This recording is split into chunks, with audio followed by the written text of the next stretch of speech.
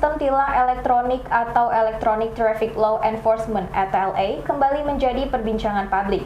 Setelah sebelumnya menuai sorotan karena menjerat mobil ambulan dan bus Transjakarta.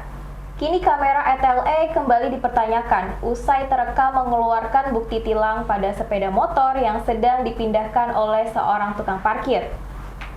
Foto dugaan pelanggaran itu viral di media sosial dan menuai banyak respon dari publik terkait akurasi dan kepekaan sistem ETLA yang ada saat ini. Hingga saat ini pihak kepolisian belum memberikan keterangan resmi terkait kasus tersebut. Namun kasus ini sekaligus memunculkan pertanyaan lebih luas tentang penerapan tilang elektronik di lapangan. Menurut pendapat kakak, gimana sih terkait tukang parkir yang terkena tilang elektronik pada saat memindahkan motor? Mungkin jawaban dari saya sih kurang signifikan karena dampaknya atau imbasnya tuh bagi si owner yang punya motor dan si tukang parkirnya itu nggak ngerasa bersalah atau apa, tanpa sadar main memindahkan saja, tapi imbasnya bagi kami yang punya motor nggak tahu apa-apa, tiba-tiba terdaftar di aplikasi atau webnya kena tilang dan kita juga nggak nyadar ya kesalahannya dari mana, sebabnya apa, terutama sih paling itu ya. Ya kalau cuma memindahkan aja ya mungkin karena dia tukang parkir ya mungkin dia nggak pakai atribut bangsa helm, apa-apa kan cuman orang parkir dia pindahin, mungkin kalau masalah itu sih ya nggak harus ditilang gitu loh. Kalau menurut saya begitu.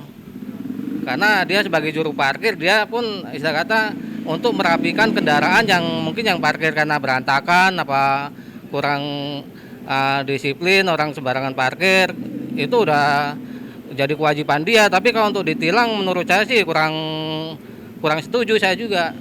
Bagi saya itu sangat tidak layak ya untuk ditilang, dikarenakan itu kan masih daerah teritorial kayak tempat pembelajaran ya kan, dan itu agak nggak make sense gitu untuk kena ETLA. Lalu harusnya menurut kakak sistem tilang elektronik ini tetap dijalankan seperti sekarang, diperbaiki atau dihentikan dulu?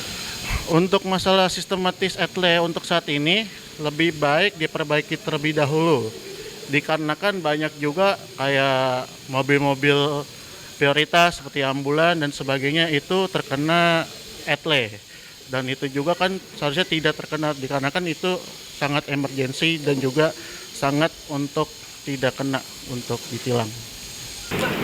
Mungkin masih bisa diperbaiki lah, mungkin, tapi kedepannya harus dijangkau oleh pihak kepolisian, terutama Porlantasnya, di pihak polisian lalu lintas supaya lebih aman, lebih oke lah, lebih sistem terpadunya dimantepin supaya tidak ada kesalahan atau kelalaian dalam memotret kesalahan pengguna kendaraan di jalan.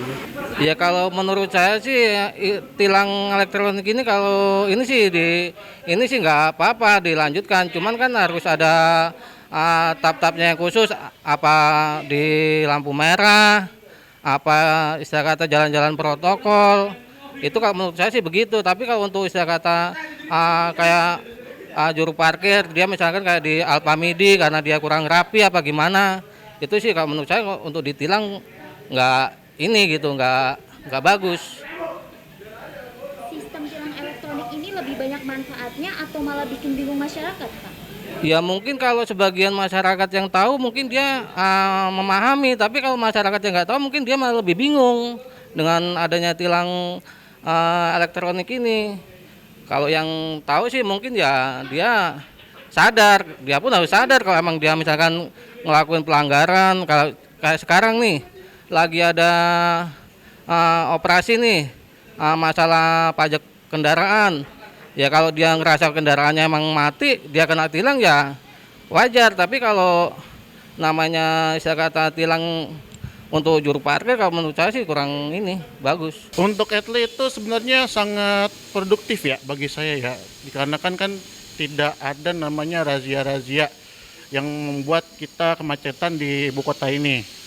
Nah, tapi lebih baiknya diperbaiki terlebih dahulu sistematis ETLA ini agar kedepannya lebih produktif lagi.